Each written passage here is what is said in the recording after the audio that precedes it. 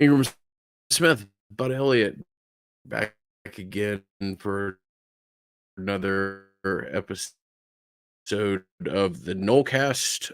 Well, you got me, bud. To the podcast, absolutely. Can you hear me? Everything's good. Okay. I'm gonna give you a second on this. We'll see what goes on here. That is weird. It's like we just did our entire show planning meeting with no problems, and as soon as we hit live, it went nuts. All right, Ingram Smith, Bud Elliott, back here again on the Nolecast. All right, it seemed like maybe okay there. Yeah, I'm gonna leave and come back in. Let me just look. No, I think you're good. Am I laggy to you now? Yeah, but I'm sorry, y'all. I'm hardwired, but it was getting a message about my internet, which doesn't make any sense to me. So I don't know what happened there. I know in an hour or two, Atlanta is supposed to have some tornadoes and stuff, but we don't have any inclement weather right now. So I'm legitimate confused as to what just happened. Apologies. Now that we're 2 minutes into the podcast, we'll jump into it. And yeah, man, a lot of stuff to talk about tonight. Excited. I was on vacation for a second there, but great to be back, and we'll jump into it, and hopefully this gets a little bit more normal as we go through the podcast. Cool, man. So two things: beard looking good looking trim on that.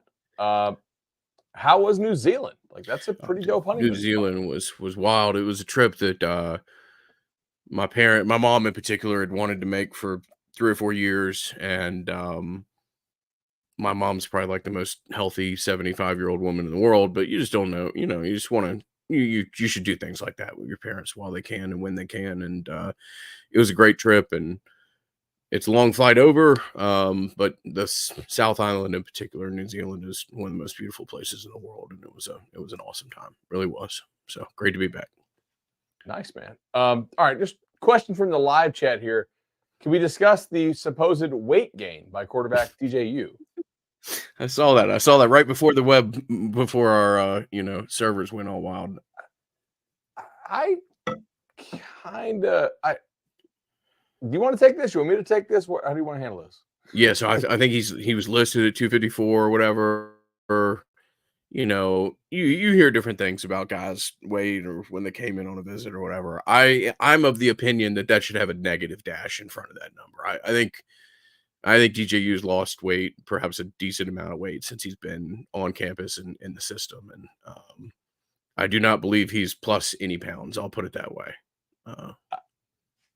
Completely concur. Yes. Like, look at the photos of when he came to visit and look at him now. Like, that dude has lost several pounds per month that he's been on campus. Like maybe a pound a week. Yeah. I think is probably fair, which is a good thing, right? You don't really want a 265, 268, 270 pound quarterback. Like, it's cool that he's, maybe doing well in a short yardage type thing, and be that bulldozer type deal. But you do need the guy to be able to like move around in the pocket, avoid sacks, that type of stuff. So a little lighter is better. I mean, I don't know what's ideal for him, but it's probably something in the 240s, to be honest, if we're talking about like absolute ideal weight. So I would imagine he'll probably continue to cut some in the summer. Yeah. I bumped into him happenstance a couple months ago, saw him recently. That's a dude, just by looking at his face and, his shoulders, I think that's a dude that's probably lost about 12 pounds, 13 pounds or so in that period of time. I saw him. And if you walk in Josh Storm's weight room, you're going to go through some type of transformation. And I can only imagine that he's having a positive impact there as well. So Storms is a hell of an asset for this program, man. I mean, just the way that current players and the former players really speak about him. The way that like former players, when they get back in town, they try to go for a workout like that. I think that's the sign of a really good strength staff. And the guy leading that, I mean, it's nice. Of the things that I think I've learned more about the program since my a little bit more deeper involvement, Josh Storms is at the top of the list for me. Not just that he's really knowledgeable in his craft, but not a guy who I think you win over his favor very easily, but, like, when you do, he gets behind you and he's on your side, and, I think, I've said it for 6 months, 8 months now. I think Florida State legitimate has a top 5, top 3 strength and conditioning coach in the country, and, that's also credit to Mike for, seeing what that guy could be at Memphis and letting him go about his kind of path to turning into the coach that he has. They're a great pairing, and Storms has a large imprint on this program, in a multitude of ways. If I think about like the strength coaches that I just consistently think will get good results, right? Um, oh, shoot, the dude at NC State, who I like, super reliable. NC State is just routinely overperforming their recruiting rankings just by what they do with their strength conditioning. The guy who was at Michigan did some ridiculous stuff over the Mhm. last like 24 months. He's now with the Chargers, so he's out. I feel like Georgia has a pretty good job. Like they do get a lot of freaks in the door, but they also generally do a pretty good job with them. Um, Storms, I think, has to be right up there, man. Yeah, Storms is right there. The kind of the gold standard in the field for 20 or 30 years was Tommy Moffitt, frequently at LSU. He has a whole kind of strength and conditioning tree that has a lot of different branches on it. That was the tree that Vic Villaloria was off of, for some of the comments in the chat there, Jimbo's guy. Um, I think Storms is a very good coach who, when it's not April and it's that window between April and when fall practice actually starts, he's as influential as anybody in the program, with the exception of probably the head coach, just for my personal opinion. So Bill in the chat said, "Is Storms under Norvell better than it was during Jimbo's years, which was Vic Valoria?" Um, I think Valoria had a much, not in all cases, but I would say in most cases, had a higher uh, ceiling of athlete with which to work. Right? Having an Eddie Goldman, right? Having a Timmy Jernigan, having some of those dudes who are just crazy freaks at a high school and getting to work with them for 4 years. Uh, Storms in many cases is taking a guy who has not been in the program for 4 years, who has been in somebody else's program for 2 years, and improving upon that quite a bit. So, yeah, I do think that Storms is probably better. Now, look, Vic did a hell of a job getting that thing turned around in a big way. It was also in a disrepair in the final years of Bowden in a way yeah, that it was not. Like Taggart obviously had a disastrous run at FSU, right? And the last couple of years of Jimbo were pretty bad. But they were not that far behind as far as strength conditioning stuff as they were in like the final 4 or 5 years of Bowden. hmm I mean, look at that 2009 defense they're running out there. Like those guys are just yeah, tiny, yeah. tiny, tiny. And like we're big Everett Dawkins stands here on this show, but I mean, dude, come on, like that.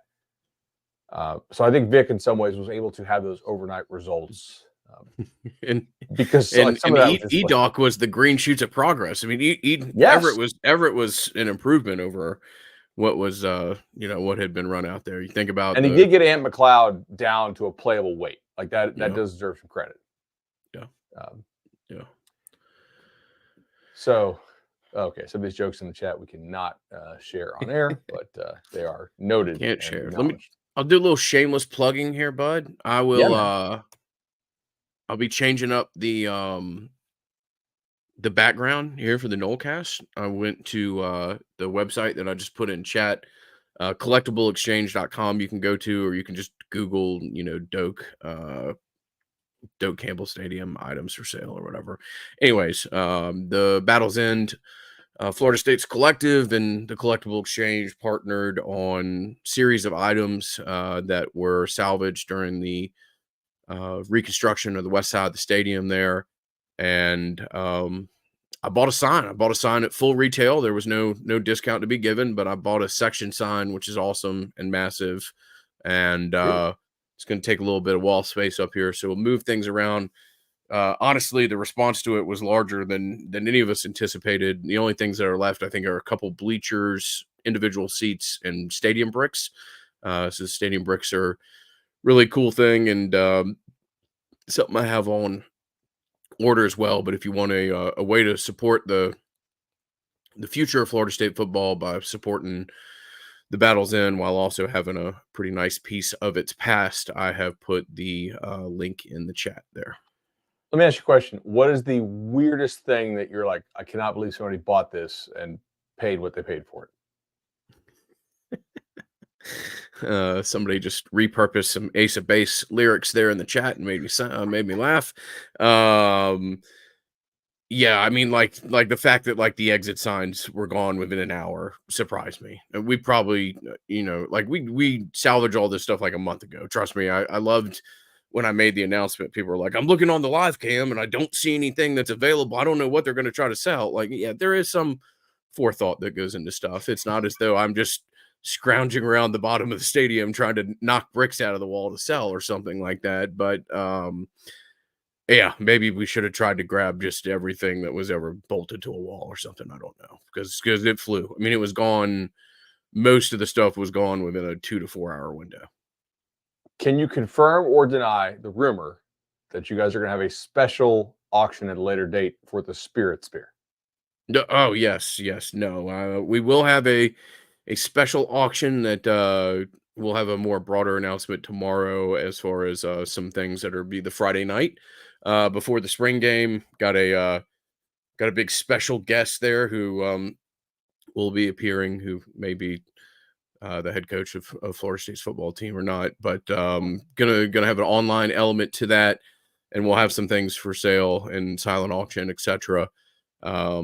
Again, a formal announcement will be made tomorrow, the 3rd of April. But I go ahead and set expectations that we will not have the long sought spirit stick there, and if we do, I will update that, because that thing will go, and that will that That's would a be a business expense. boon. That would be a boon to the Battles in bank account. I can only imagine. So yeah, We should get some made to like check our levels on the show every week. that'd be great. It's a good idea. That'd be pretty It's dope. a good idea. Yeah. Always a good idea is to check out the legendary team. Chad does such a tremendous job. I believe we have like 7 new loans in progress. And we met with him the other day. I will say, like, the one thing that really kind of struck me from that meeting, and Chad's always got a lot of really good ideas. He was showing us how, if you go through some of these other mortgage sites, that they're basically pricing in purchasing 1.5 or 2 points to their rate. And they don't really show you like the upfront fees on it. And he's like, we just don't do that. Like, we don't want to waste people's time, have them get to the end of a conversation and then like, oh yeah, by the way, here, here's 2 points that you got to buy for upfront cost. So what you see is what you get. It's why more than 500 Nolecast listeners have decided to get a loan through the legendary team, and 844 FSU loan is that number to call. 844 FSU loan. What movie is it? The guy's like, I'm not in the business of wasting my own time. I feel like that line is pretty apt here.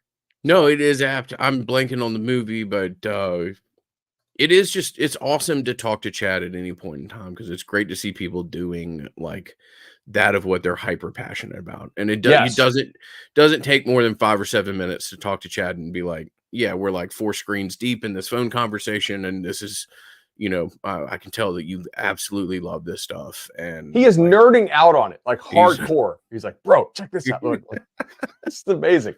it's good stuff, man. It is. It is. Oh gosh. All right. I spring practice has been weird, not in a bad way, but just in because FSU scrimmaged so soon after the pads first came on. Like, that's not really normal to only have a couple padded practices and just boom right into the first scrimmage. I get why Mike Norvell did it. I think it's probably smart when you have as many new pieces as they do to kind of throw them all in the fire immediately and say, okay, like, first, let's, as coaches, see what we have. You as players, let's see all the room you still have to improve, right? Like, just because it's the helmet's Florida State doesn't mean that it's automatic. Norvell said that the defense won the scrimmage. He did say today that upon reviewing the quarterback play, he was more pleased than he was at the time. So that is, of course, a good sign. Quarterback, kind of an important position. But I wanted to throw this and just sort of a little recall and then review. We did, I think we said 10, but I think we finished with eight. Eight things we wanted to know from spring. Uh, can we answer any of these so far? Do we have a different opinion on any of these so far? So I'll just kind of go through these and we'll just chat about it.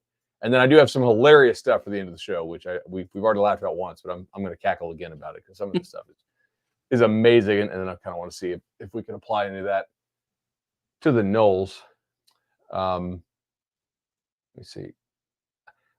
Honestly, on the recruiting talk, I don't think it's a great year for the state of Florida.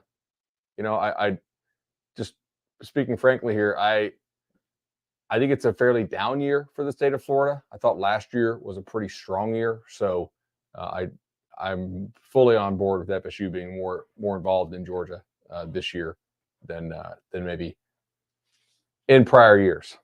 All right, so spring questions. Let's see if we have any new answers after seeing practice and talking to our sources. Can DJU shut the door on the competition and take the thing by the horns, essentially?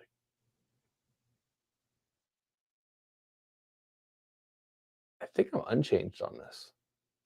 Like, I know they've been happy with Brock, but I think they've also been relatively happy with what they've seen from DJ. And I don't get the vibe that they're going to fix, quote unquote, DJ, right? I don't think that's what they brought him in to do. Now, of course, you're going to coach him. You're going to try to improve him. Every player tries to get better every year.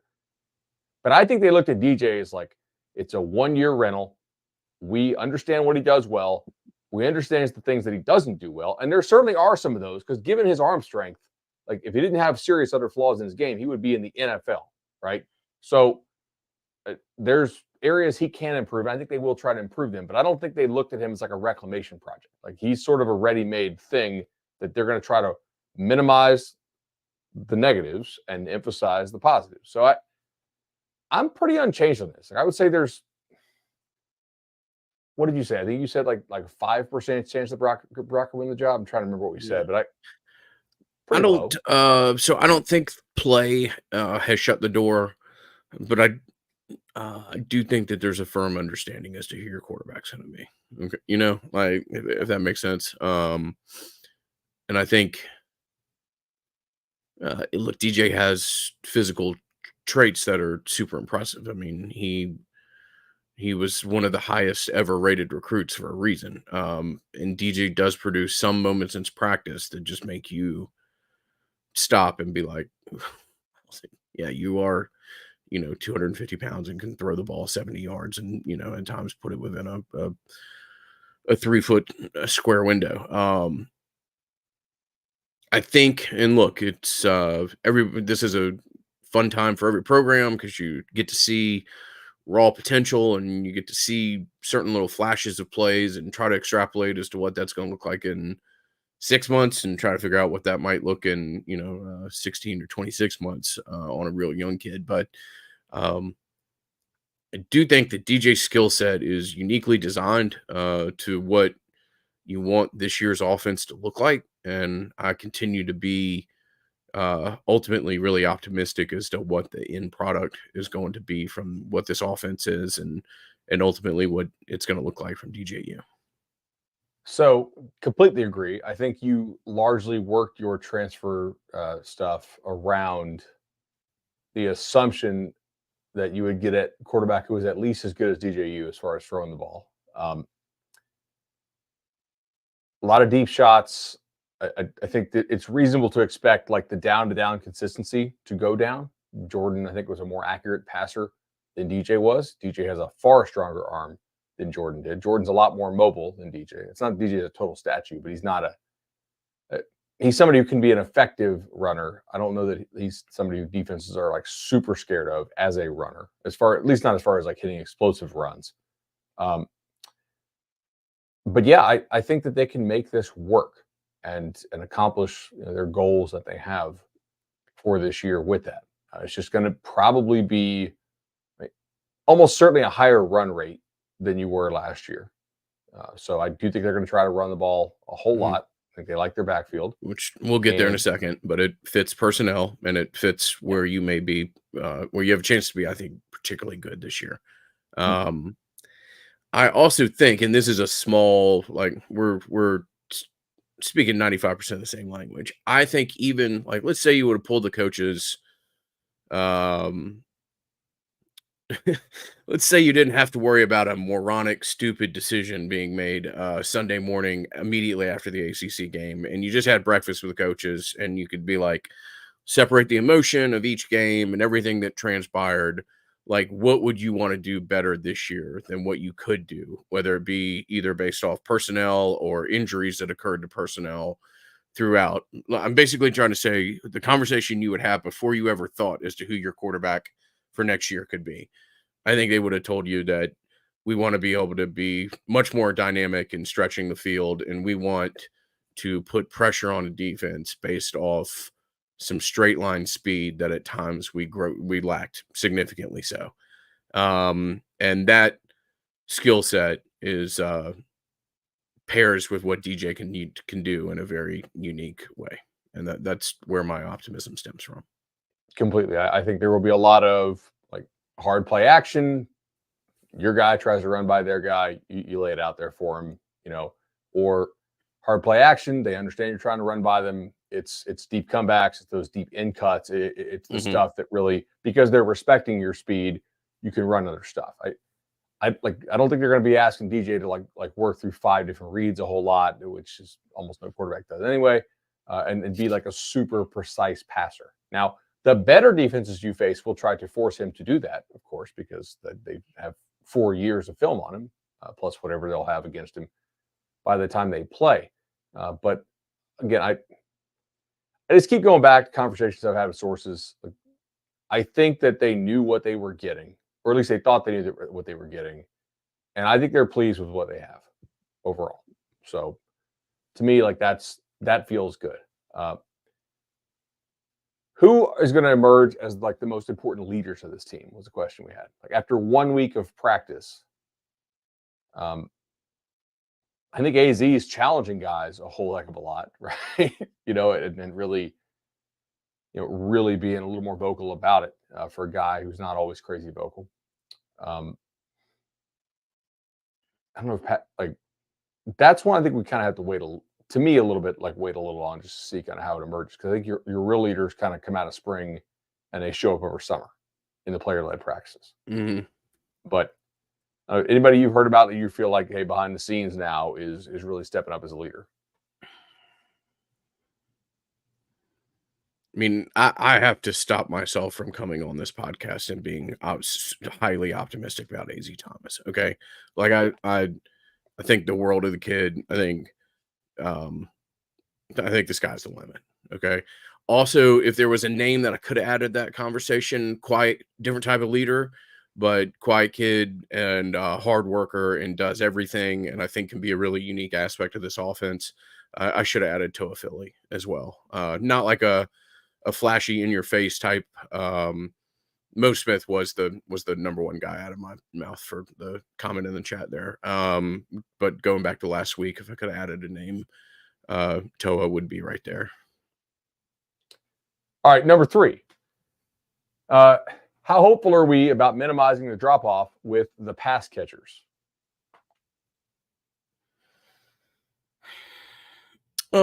Yeah, I mean, you really have to divide this. Is it is it August and September? Is it pre-pit Keon Coleman or is it post-pit Keon Coleman? Okay, there's a pretty clear definition there. And Johnny, when he was healthy, Johnny was probably better than he was the year before. I mean, I thought there were times where Johnny was brilliant last year. But Johnny dealt with challenges as well.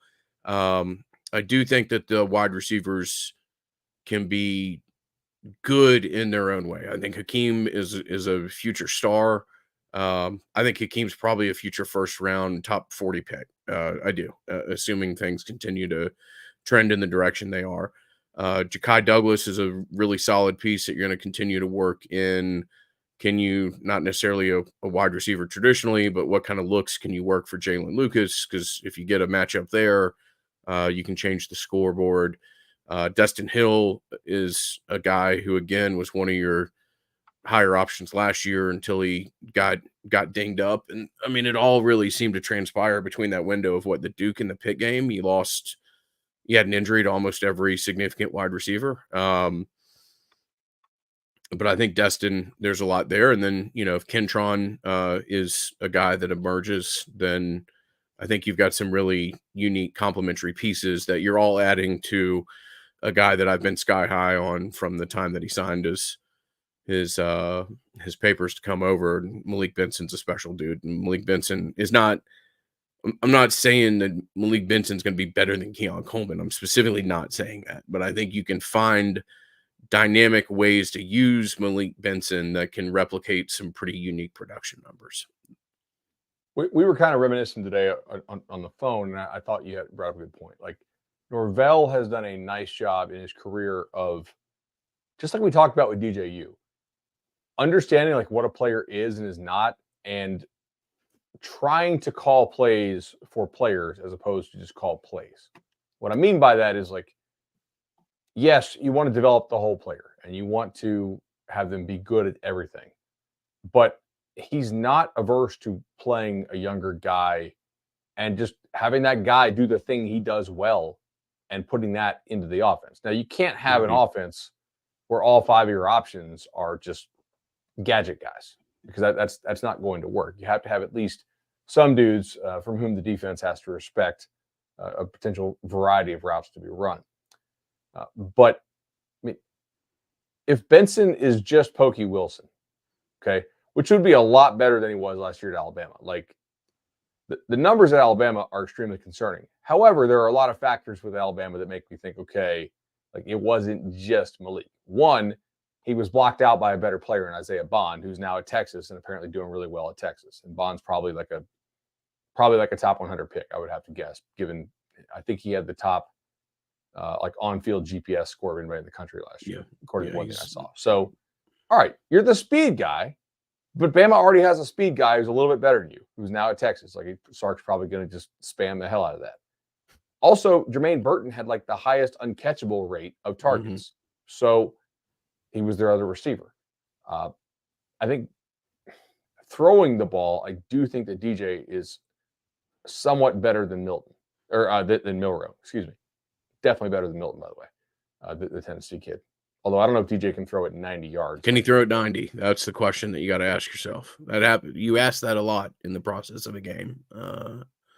Yeah. But I also think that there will. I've done this job a long time, man, and receiver by committee is not a good sign. I'll say that. Like, I do want to see somebody or maybe two guys step up to where they're clearly pulling away. Because, like, teams that have really good passing attacks, they don't have 5 receivers who are all like that level. Okay. I mean, there's been like one 2019 LSU in history, where they had 3 dudes who were like, oh my God. So I do like to buy into this more. I do need Benson to like show up and be dominant in practice, or Hakeem to take that next step over the next 4 months, like something like that. I need you'd much rather have 1 mega stud and 2 just kind of average dudes than 3 decents.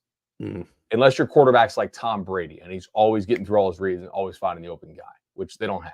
Like, that's not what they have. So I would rather have a defined go-to guy. But I do think Mike can scheme around this some, to your point earlier. Like, I think that's really smart that they tried to match what they did in the portal, speed with the guy who does have a big time arm.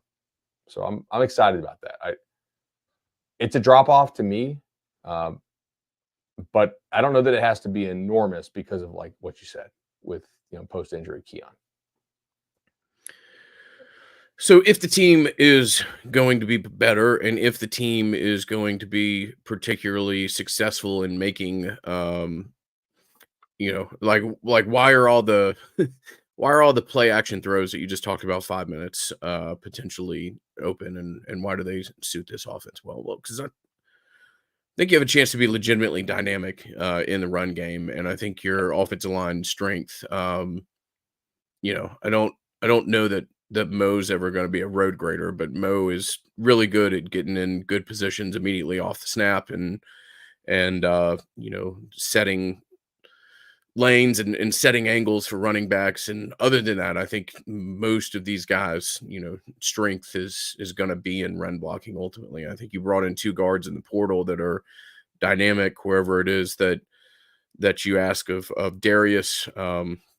Pretty good at both run and pass, but I think it's going to be a plus level offensive tackle for you this year, assuming that's where he lands. And then you'll have Rob Scott and Jeremiah and those guys that ultimately sort themselves out at tackles. I don't think it's a stretch, man. In fact, I'm more confident that if you want a position group that you can look at and say where are you going to be better, I Yeah, think let's go to this. It's a good you question. should expect to be better at the offensive line. The more, and we kind of talked about this a week ago or 10 days ago, whenever it was that we did the international version of the pod. I mean, I think the world of Dimitri Emmanuel, and was a good player, but I think you can get a player to his level relatively quickly. I think you can perform at a higher level than the Colorado transfer that slips my mind right now. I'm sorry, no Uh, respect to him, but Roddick. yeah, than Casey Roddick. Um, I think you got a really nice piece coming in from Gainesville. I think Richard Leonard's going to be liked by this fan base a good bit. I think Ferguson will be a really solid player as well. And I think you can look at yourself in the mirror and say that you're not just letting wild fan optimism get you if you think that you can be better along the offensive line than you were last year. I think so too. I'm kind of excited about Roydell in sort of a like dependable type way, right? Is he Trey Benson athletically? He is not.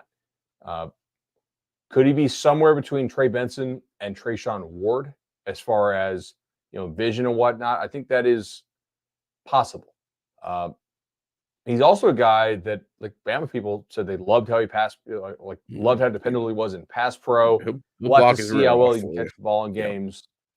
But like that's a guy that I think is going to play a lot of ball because of those abilities. So I am excited about that. I think you're spot on, man. As far as the offensive line, like that's the one position that I think legitimately could be better. I mean, receiver, I would say some shot, but low shot. You would need like a Hakeem and Benson to hit their like 95th percentile projections and hit it quick Hmm. because you did have two dudes who, even injured, were still winning one-on-ones like Hmm. consistently in Yep. Keon and Johnny. Uh, running back, I think it's unlikely that we're better, but it doesn't have to be a huge drop off from the performance. I don't think you're going to be better. I'm almost certainly you're not going to be physically better. I mean, Trey, just look at his numbers. Look at the Yeah, combine. Trey is a he might be the physical first back dude drafted. that you just don't see. It is a dude that's 220 pounds and runs a 4.39 or whatever. You don't find those all the time. But for the home runs that Trey hit, I also think there were a lot of 8 to 10 to 12-yard runs that were left out on the field, just because of things that either weren't seen or maybe weren't run exactly as the play was asked. So I'm not saying that you're going to upgrade from Benson the specimen. In fact, quite honestly, you won't. I do think you've got a pretty special freshman on your roster too, and you'll find ways to work him into the game plan as the season goes on. And Cam Davis, I'm not saying remember the name because you guys, if you listen to a podcast like this, you're familiar with Cam, but that's a guy that's going to work for carries. And I'll tell you a name that there's some positive buzz around a Singleton as well right now. I, I will qualify this though. It's hard. Running back is a position that you can skew your expectations and ideas to what a player is and ultimately the role that he'll have in the offense because just selective matchups. Again, you see traits there that you think will extrapolate immediately. And so, like, there were times last year in spring where I think Rodney Hill looked like the best running back on the roster. Okay. Better than Benson. That's not Yeah. I'm not forgetting Trey. I'm saying he looked like he was the best player on the roster. And it just didn't translate to that in season. Rodney had flashes, great dude runs, He's a guy that's like 5'9", 190, and occasionally runs like he's 6'1", 230 and runs over SEC defenders. And there's great moments, but that spring ball level of Rodney you didn't see in season. So I'm always running back and linebacker are two positions in spring that I think you need to put a particularly high filter on, because there's elements of spring for those position groups in particular that I think can skew expectations, and people can overperform a little bit higher than maybe where you think they're going to be. I think that's really well said. I mean, Jalen Lucas, by the way, is a guy who they're going to find ways to get touches. Yep. Clearly, like the main point of bringing him in was special teams, Mhm. because I think he does solve your returner stuff. But I think he's so dynamic with the ball in his hands, and this is going to be kind of a shot play offense through the passing game, that they're going to find ways to try to design him some touches, which is welcome, because he really is. Once he's got the ball in his hands, he's tough to bring down, man. Like He's got a he's different quick as hell. gear, and he gets there quick. Yeah. Yeah, you're kind of grasping at some air. Shoot, and like we didn't even mention a guy like Keziah Holmes, and certainly like Toa Philly's a dude they trust an awful lot, and Toa Philly will play. I can't For wait sure. to see what they do with Toa, because I think you're going to use him a lot in the pass game. I'm real interested to see how they use the tight ends and the numbers they use at tight end, because I think you've got a lot of different dynamic names at running back that you're going to want to try to get involved. And I think your comment about you need a big one or two, maybe not a group of five at wide receiver. But I still think you're going to have 4 or 5 real quality names, and maybe not one pure, absolute wide receiver one. Now, maybe Hakeem's that by the end of the year. That I'm curious some of the sets that you see and how they try to incorporate that. Basically, I'm saying maybe you use a tight end a little bit less than what you plan on, just because you want to get a Toa and a Roydell in the backfield at the same time, and you want to motion Toa. You want to try to create opportunities for him, because that's a kid who has also put on some good serious weight, to circle back to the first 90 seconds of the pod. And I don't think his role in the offense is going to diminish by any means. And tight end is it's entirely possible that Kyle Morlock takes a jump as far as comfort with the game, pass catching, and whatnot in year 2. I mean, that was a huge jump. He came from shorter college, right? Yeah, not Yeah, college. no, shorter. Well, yeah, whatever. I don't know if they have It's a D2 postgraduate school. degrees up there in Rome, but yeah, I mean, I'm pretty sure it's shorter college. It wasn't even FCS, right? Like it was like legit, like D2 type ball. So, I mean, that's a huge, huge jump in the quality of competition. And for a while last year, he certainly was swimming. Now, can his blocking take a massive, massive jump? Because that's the kind of jump it would need to take. His jumping or his blocking last year was kind of below replacement level, and indeed at times they did replace him because of the blocking and just put in a guy, even a walk on at times, just to come in and block. And it wasn't like Bell was a great blocker either. So that was part of your run game problems last year. Was your tight ends were not really. Not only were they not moving people, but they often didn't just get in the way of somebody, which you would kind of need. Jackson West is sort of your other option there, but he has very notable issues catching the football. Like the hands have been an issue for multiple years, and maybe not the most natural and fluid route runner. But he will kind of stick his nose in there a little bit. Well, I guess what I'm trying to say is you're right. Like we don't have a well-rounded tight end stud on this team. All these tight ends have some maybe not major flaw, but like serious questions about it. Like obviously they have a highly rated freshman come in, but he's pretty tiny and is probably pass catcher only type guy at this point if he can get in the lineup. So yeah, we'll see what they do there at that position. Let me see. What you should do in your position is call Matt Lewis. Reach out to my friend Matt anytime you're looking for that extra help that can push your company's operations over the top there. Matt's been great for many Seminole affiliated businesses, including multiple ones that I've been associated with.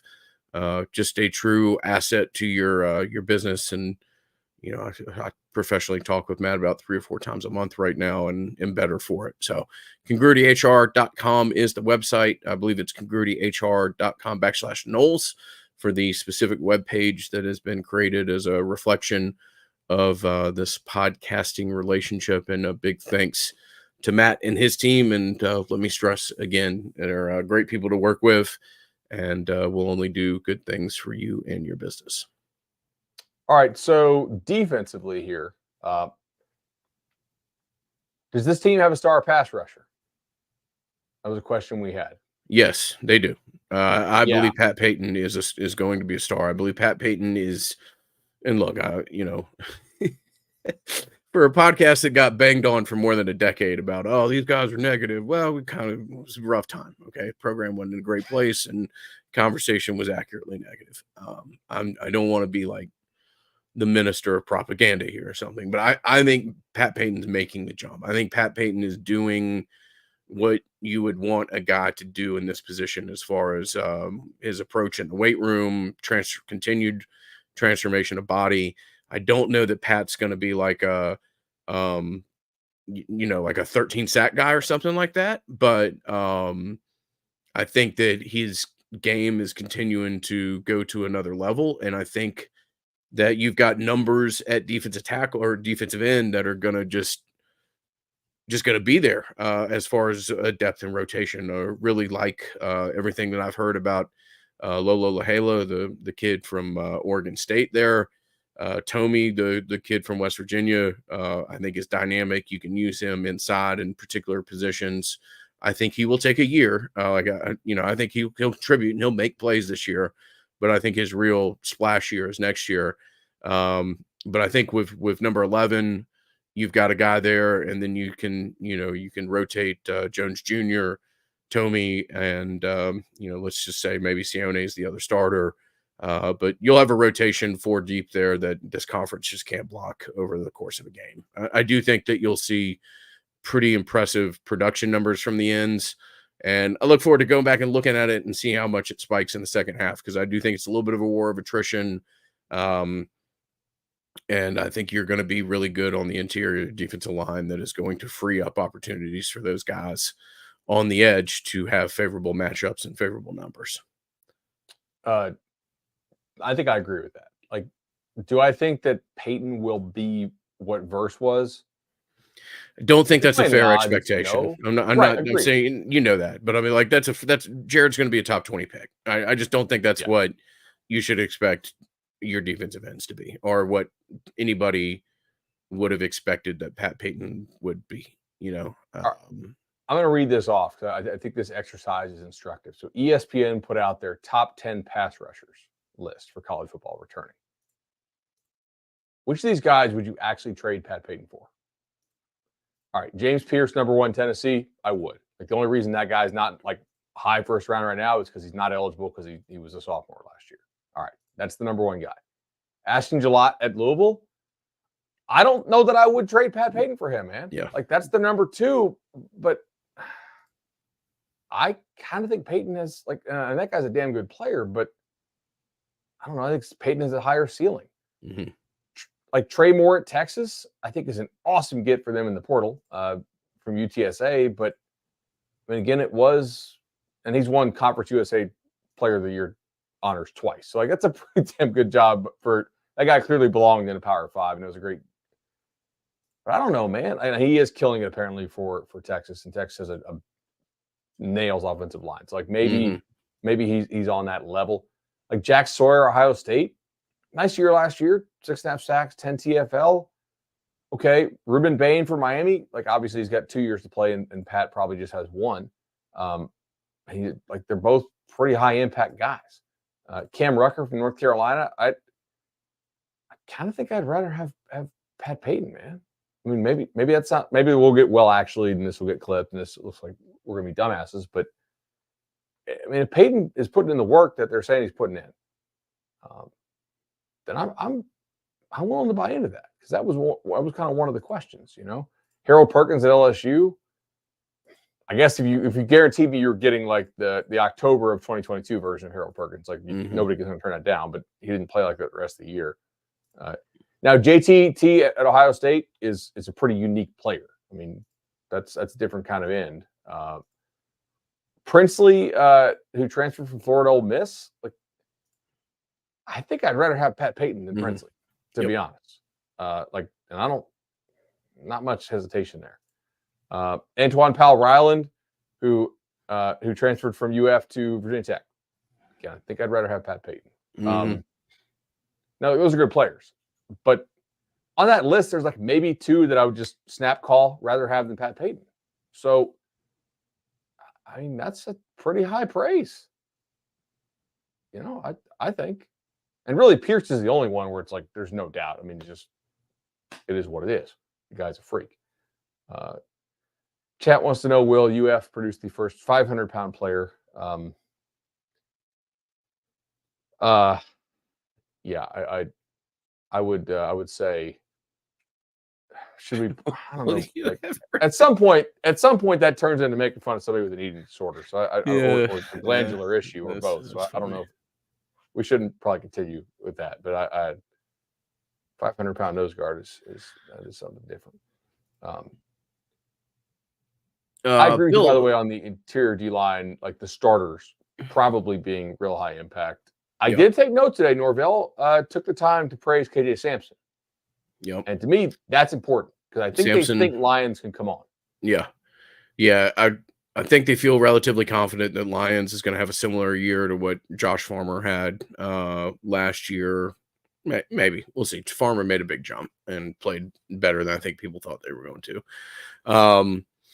Sampson's been there, man. Sampson is a, ultimately you judge defense tackles by their performance and stuff. But I can tell you, like, Sampson is a very smart individual and very driven, and that kid gets, quote unquote, gets it. And I think there's some bright things in his future. Absolutely. All right. Last two questions here that we had, and then we'll get some more fun stuff. Is Earl Little that guy at nickel? Yeah, I had a one-word answer for this last time, and my one-word answer is not changing. I'm very optimistic about what that looks like, and I say that with the full idea that Jarian Jones is a better player than I ever thought he was going to be, and was one of the better nickels in all of CFB last year.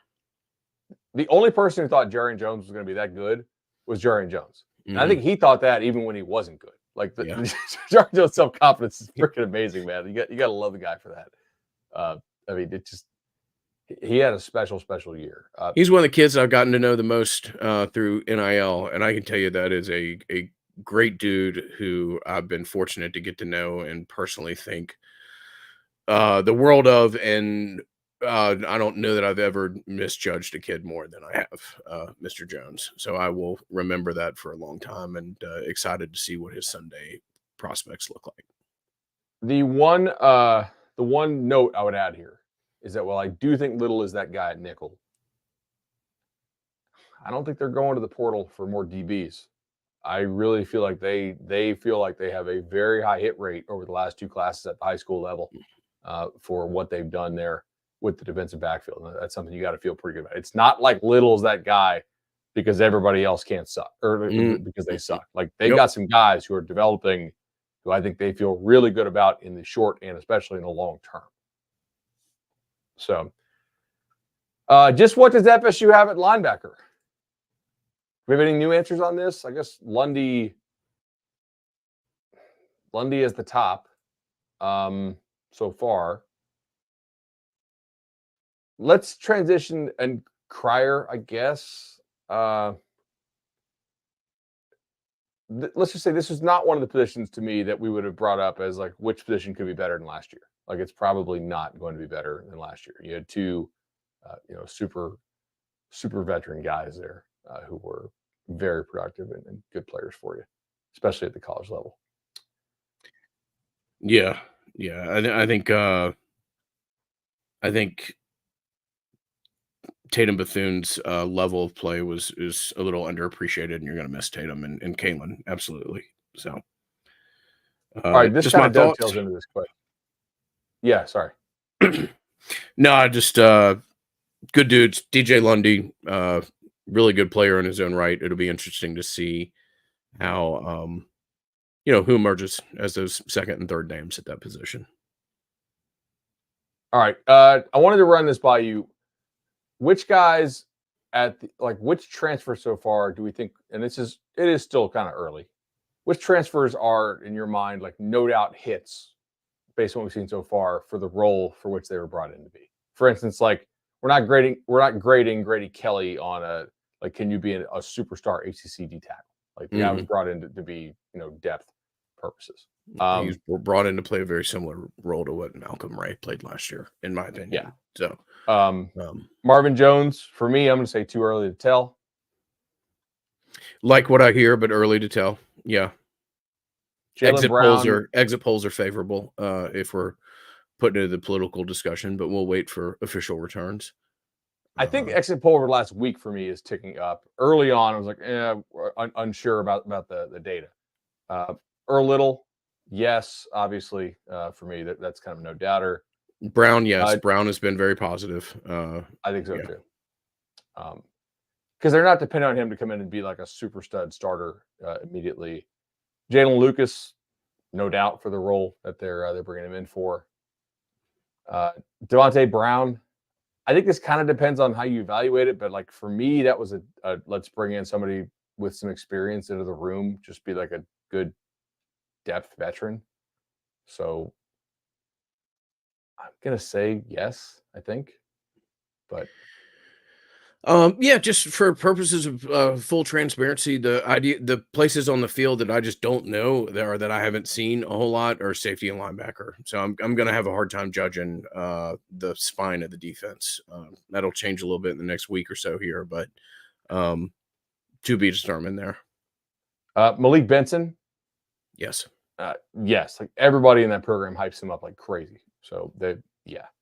DJ, yes. yeah, I think so. Tommy, it's kind of wait and see for me. For the role, yeah. I mean, Yeah. Tomy's brought in because they're really excited about what he can be and his explosiveness, but also, he's going to need to work with both Odell and Papuchis, and that's a guy who's going to be in the rotation. We see how much Florida State rotates along the defensive line in particular, but Tomy's a Tomy's breakout years is 25. I don't think you Yeah. should expect big things in year one. So Do we think FSU knew that? Because like so far, the feedback I'm getting is the same as what the Mountaineers gave me, which was like the good is really good, but the bad is like unplayably bad. So like they couldn't rely on him to be a starter there in Morgantown. But like long term, I think they still certainly got it. Like why you would go after a guy like that because the upside is still there. I think probably because of the number of DNs you took or like D linemen you took in the portal, like you weren't totally relying on him to come in and start. yeah, I think so. And this is a staff that leans on its development. If you ask them what they do better, in comparisons across the board, they're going to tell you that they develop kids. And Tomy's a piece that you want in your locker room, and you want to be able to, you want to have the opportunity to try to develop that kid. So yeah, Um, Sione, for me, no doubt. no doubt, no doubt. TJ Ferguson, I'm going to say too early to tell, kind of wait and see. I trend towards yes, but yeah, Roy Dale, to me, is yes. I yeah, mean, he's a hard yes. Yeah, exactly what we thought he was going to be. Richie Leonard, yes. yep. Sean Murphy, pretty hard wait and see. I mean, just on this one, I agree with you about like the linebacker position in general. I'm not real high on most of the linebackers in this room. So I think if you're going to get a guy who's in his third year of college football coming from Bama, like you expect him to be like I did at least the best, like kind of the best linebacker in the room by far. And I don't know that he's anywhere close to that right now. But again, you're like a week and a half into practice. Yeah, So just to be TBD here. I'm not gonna lie to you guys. I don't I need to see more things about the middle of the defense before I think I have a better understanding of it. some of this stuff's hard to evaluate too, right? Like I know you're going to look at practice tape, but like all of his snaps at Bama were just obvious, like team giving up, quitting into the game type situation. So people can be like, "Oh, look at how he triggers at the run." Yeah, but we don't have anything from a neutral game state in which he would have to actually honor the pass. These teams at the very end of the games, they don't really pass the ball a whole lot on like Georgia and Bama because they don't want you to tee off on their two. They're like, hey, it's white flag waving time. We're gonna run a little counter. We're gonna run stretch and just get out of it. And then Jacob Rizzi, obviously wait and see. So, cool, man. Let me see, what else do we have here? I'm gonna save that because I want to. I actually think that's a better point for another show. 2 notes from around the league around your schedule. One, I was listening to the Through the Smoke podcast by David and Gabby, who I think do a really good job on that show. And David said that he thinks there's a very good chance, I'm paraphrasing him here, but this is essentially the gist, that Cam Ward is the best quarterback since Ken Dorsey in Miami. It's like, whoa, that was back before HCTV. We got to thinking, who is the best quarterback since Ken Dorsey right now on that team? Yeah. I mean, who would he be taking that title from? I think it's Brad Kaya. I mean, over the course of the year, too, you can't tell me like, well, Tyler Van Dyke was good. It was great for 6 games or something, like, Right. we had this conversation at noon. I hung up, was able to look for about 5 minutes and then was able to kind of have it in the back of my mind periodically throughout the game. I think it is Kaya. I do. And Kaya was a nice football player, who I just mentally can't think of without seeing Matthew Thomas hit in a manner that would probably get you suspended for 4 games in 2024. But that was a classic back and forth where both teams were trying to kill each other's quarterback, and that was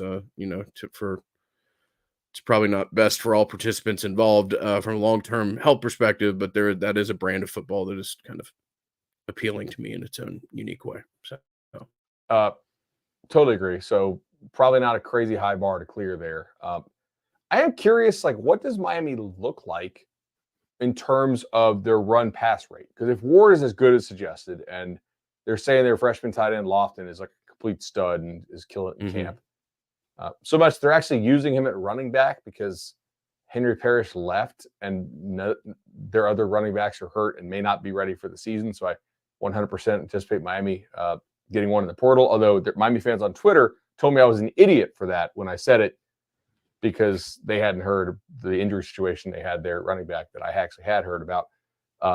So yeah, Miami's going to go to the portal for a back, I would assume, in the spring. And also, if their running game is not that good, does Mario actually let Cam Ward cook if he is that good? Because they didn't really let Justin Herbert cook.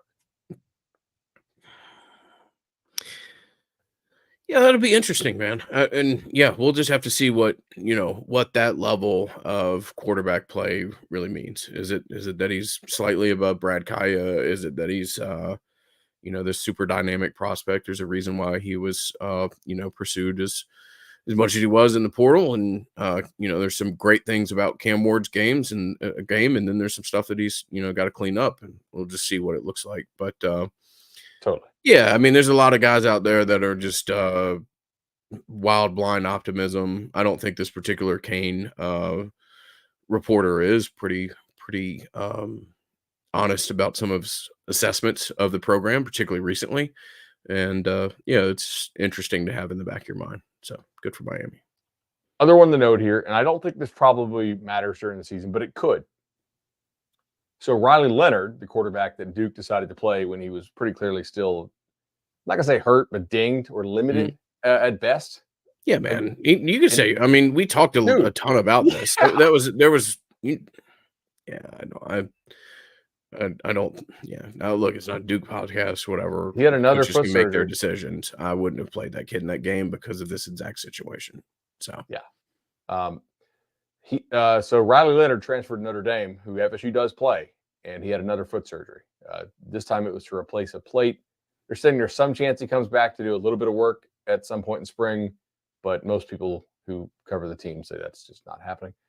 So maybe a summer type thing.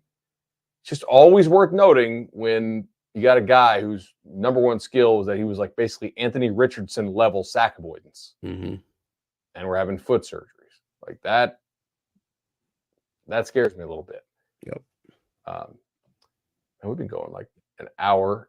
Matt Miller had a mock draft. A lot of Knowles going pretty high. Jared Verse first round. I think he had Keon at the top of the second. He had Johnny he did have Jordan Travis getting drafted, which is cool. He did have Jaheim Bell getting drafted, which is also good to see. He didn't have Akeem Dent, which I think could possibly happen. I want to see some of these teams if they have a 30 visit. You seen that term now? Like these teams bring in a guy, you get 30 basically on-campus visits to bring in certain prospects. A lot of them are like guys you're thinking about drafting, but maybe aren't like first rounder type guys. I didn't know that. I will say just from the limited amount of NFL people I talked to and some of my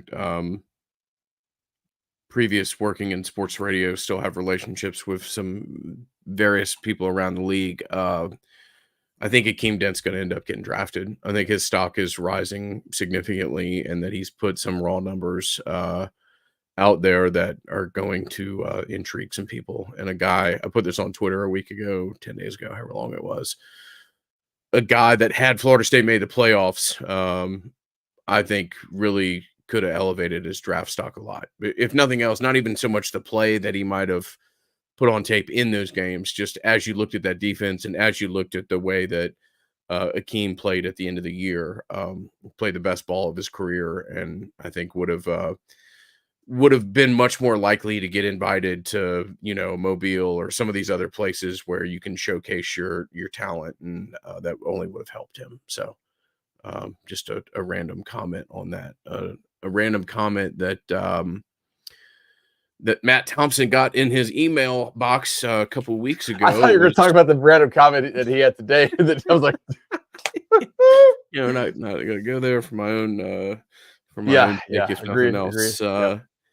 He said, the Nolecast is one of the main podcasts I listen to, and I always hear Ingram talking about the food at Charlie Park. Visited for mine and my wife's Valentine's date, and they're so good. We got the same thing around this time. Called a couple hours before, and y'all squeezed us in, even with a wedding party there. Definitely above and beyond, and Charlie Park is now our go-to date spot. So whether you're a local in Tallahassee and it's your favorite date spot, or you're somebody like myself who finds themselves in Tallahassee all the time for business, or if you're a fan in Orlando or Atlanta or Tampa or whatever and make it to Tallahassee 6 times a year for football and various other sporting events, I would put Charlie Park on your list. And if you're going to be in town for the spring game, I would highly suggest you go ahead and make reservations now, as that is a popular place and it fills up, particularly on any type of event weekends. But always want to thank the venerable Matt Thompson, excuse me. Matt Thomas, still in my mind from the Brad Kaya conversation, Matt Thompson, and all the wonderful properties of the For the Table Restaurant Group. Matthew Thomas. To our knowledge, Matt Thompson has never knocked out a tooth of Brad Kaya. He didn't, but I did see Matt Thompson sprint 100 yards a couple weeks ago, and that was awesome, and good credit for him. So what do we think that if you had the stopwatch handy? It was a respectable performance. Okay. I got to give it to him. He said he'd been doing some biking and some other things leading up to the event, and he went out there and he opened it up, let it go. So nice, man. Yeah. T-ball update. We did get our first win. Dog, you got to start like saving these T-ball write-ups. I love them. They're brilliant and capture the true spirit of what'd you say about the deleterious impact on your outfield when there was a bunny spotted or something like that? We had a rabbit. So like there's a lake. Yeah. There's a lake beyond the outfield, and so the prior week we only had 9 total fielders, and 4 of them had to take a bathroom break at the same time while we're in the field. I'm like, bro, at least I guess it's better than missing your at bat, but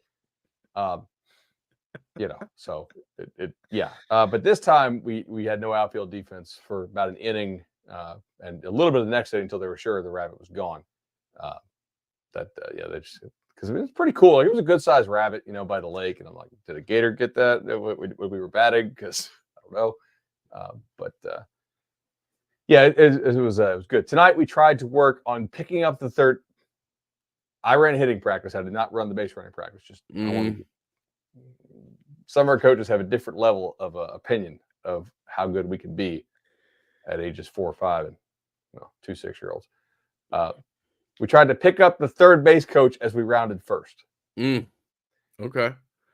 I ran the drill where we had somebody stand kind of in front of first base and worked on not stopping and waiting for them to get out of our way and actually going around them.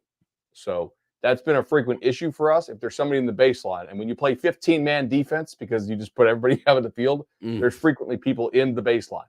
So we are working on going around the guys in the baseline. That was really my thing tonight. And also keeping both hands touching on the bat. Like the split, we're Mhm. coming up on game 7, and as a hitting coach, this does bother me. Like, we still got some guys who are kind of doing the split bat and grip, and that's just really not great. That's So not what you we want. did get our first win. It was solid. When our kids don't have karate or whatever else, we're definitely not good, but we're not quite as bad as, You're right as the there. record indicated. So, Nice. yeah. I pulled off an unassisted triple play in T-ball, bud, and that was a nice moment. And I was just a kid who grew up watching, Braves baseball every chance that I had, and just understood, the slightest elements of the sport. When a lot of kids were, more interested in the rabbits and other things out there. And I thought T-ball was awesome. One of my favorite memories. So glad you're getting to I, do that. Bull Durham, right? Hmm. Where they talk about the shower shoes, and like you can't have moldy shower shoes until you're like a total stud and you win 20 games. Like, if you're, if you suck and you have moldy shower shoes, you're just a slob. Hmm. Had to kind of have that talk with the boy a little bit, because he likes to wear like the baseball like douchebag shades that cover like 3/4 of his face. I'm like, bro, you can't wear those and then like be drawing pictures in the dirt, because Hmm. people will be like, that's a little sus. Uh, so Yeah. um, Yeah. yeah, that's Gotta really slap it around a little bit there before you get to yeah. customize your eyewear So in the Elliott house. Well, I get it. all right, yes, miniature Kitty Powers, yeah, because he's got a mullet too, so it's great. Let's talk about this Oklahoma thing. This is even more wild than T-ball. I'll just read it. It's from the OU Daily, which is the newspaper of the University of Oklahoma. In his Evans Hall office, Haraz told OU Daily that if the Norman City Council does not approve the proposed $1 billion entertainment district that would feature a new arena for Oklahoma athletics, then the university, alongside donors, would look to other cities to build an arena for which its basketball and women's gymnastics teams could be anchor tenants, and possibly the entertainment district as a whole. Quote, I'm very hopeful and do everything I can to keep it here in Norman, Haraz said. But if this isn't approved by the city council for whatever reason, then we're going to be looking at other cities, Oklahoma City, more surrounding areas, and figure out where there's a group that wants to do this. This is like such professional sports behavior from like we're relocating the college away from the college kid. Yeah, man. I don't. That's the OU president, by the way. Yeah, yeah. No, it's not the long-standing athletic director. Bro. Can somebody that works in NIL bemoan the professionalization of college sports? I mean, I realize like you can slap me in the face and call me a big hypocrite, but do we really need to be threatening to move out of our take our sports team? Like, or how would it work? I mean, look, Florida State's fortunate to have the athletic director that it has, and this would not happen under Michael Alford. But what if Michael Alford's like, you know what, we're going to take baseball and football to Thomasville moving forward because we're just not happy with local city leadership. I, just- yeah, I doubt that ever happens. It is, credit to the Seminole boosters and the people who had the foresight basically what it sounds like to an extent is they want, the two references that you hear a lot. They either want like their own college town or they want their own, the area. If you've been to a game at the Brave Stadium in the last 2 years or so, Yes. the whole, With, I mean, with the battery. that's what Okay. they want. They want either the Battery or a college town type situation or something like that. But are we really? Yeah, I mean, that'd be like having a stadium, a team located in one part of Florida and then having your stadium, 45 minutes away or something like that. That'd be crazy. Has anybody tried that? I don't know that it's worked out yet, but yeah, I just I can't fathom that we're really being like we're either getting public funding or we're moving stuff out. That's wild. Also, Oklahoma City literally has a basketball team. They play in this league. You might have heard of it. It's Yeah, called the NBA. yeah, a lot of good players. A lot of good players come to Oklahoma City um, on a damn near nightly basis as part of the calendar. Yeah, that's crazy. Also, I'm not trying to be like a dick about this just to be a jerk. There is 0% chance that I would base a business plan on any kind of non-revenue sport like women's gymnastics. I think Oklahoma people show up to, and that's great. And I Mhm. actually Googled this, and it's a very good women's gymnastics program. And it'll only Mm, get better by going in the SEC because that is where the highest levels of collegiate gymnastics are found, to my knowledge. But yeah, that's crazy, man. That's crazy. Um, it's wild. Is OU basketball even any good? no, I don't think they're anything special historically by any means. But Yeah. so what did they say? They'll take basketball And gymnastics to this and new arena. gymnastics. Okay. The other thing is I'm not really familiar enough with the geography of Norman, Norman to Moore, Oklahoma. Oh, it's 10 miles away. Okay. There's So still kind of that whole moving Tallahassee sports Comical to thing. Midway or Quincy. Yeah, I mean, that's I don't know. Yeah. Agreed. I don't think that's really it's real smart. Yeah, Blake Griffin did play at Oklahoma, so I do recall that. Back when I watched regular season college basketball. Yeah. Uh, hey, is there a comparison in your mind of a team that did the football equivalent of NC State? Trey Young is also a Oklahoma name that pops in my mind while we did that. So, well, it's hard to say because there is just no similar. You can't have a 500 football team that then goes and wins the championship. Yeah, So it's hard to even. Um, I don't even know how to make that comparison. It's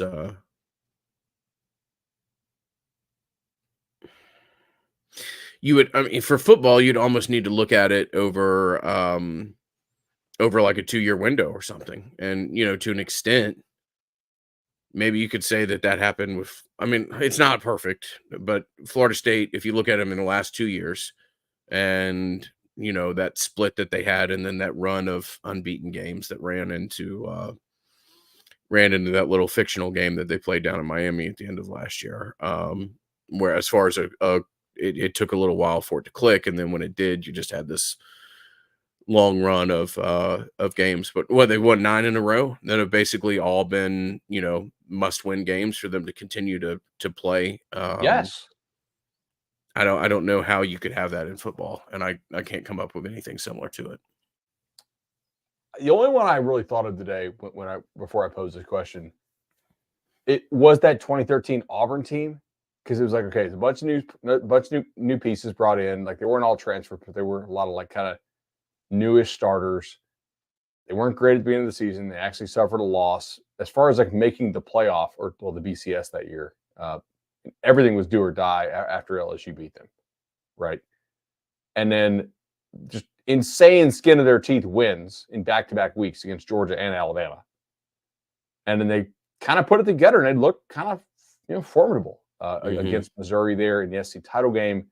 And then in the first half, well, they had your signals against the 2013 FSU team, ultimately to lose. So uh, It's a good one. That's a good one. Yeah, it's been good, man. I've enjoyed. Yeah, I'm not gonna cheer for anything too hard that Boo Corrigan's associated with just quite yet. It's gonna take me a while to get over, but it's having some family ties to NC State. It's been fun to watch them go on that run. So, I do like that fan base. I agree with you. Boo Corrigan is a never. You know. hmm Awesome, man. Let's save like. Can you explain the pro and con of Big Ten SEC for next episode? Let's save the additional reasons why we're still pissed about the snub for next episode, and let's save like the other couple and enjoy this. yeah, man. Good to be back. Good to talk for a good 75, 80 minutes here, and seems like we got the connection issues ironed out at the beginning of the pod build, the Norvell film that I mentioned a couple weeks ago. I will grab that. That's something I've been meaning to get, and I've got a couple clips of him playing, and we'll add that to the list. So, By the way, I got more cards. oh yeah, We will open up some more packs. yeah, yeah. Let's we'll put that on the list too. That was cool. That was fun to watch. Awesome, man. All right, we'll see you, buddy. All right, y'all. Enjoyed it as always. Talk to you soon. It's been another episode of the Nolecast.